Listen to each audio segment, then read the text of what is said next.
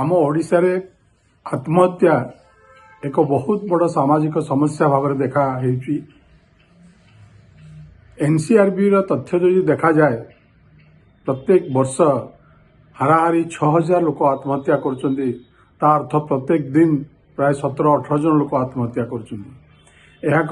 बहुत बड़ गुरुतर समस्या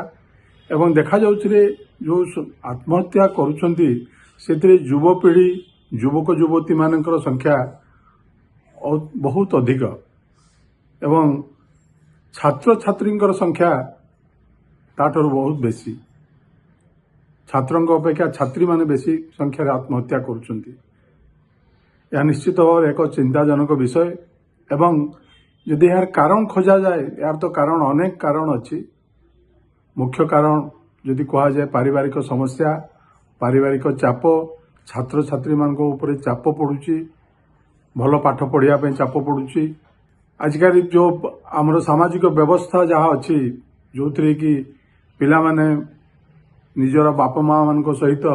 जी समय काटिबा कथा से समय काटुना सोशल मीडिया रे अधिका समय विनियोग कर गोटे कारण डिप्रेशन जो कहुच्छी जे आजकल बेसी डिप्रेशन होची डिप्रेशन को गोटे रोग हिसाब से ग्रहण करा जाउ नहीं बा पर्टिकुलरली ग्रामांचल मानकरे काउंसेलिंग रो जो बंदोबस्त थाए जो व्यवस्था अच्छी ताहा नहीं कहले चले। तो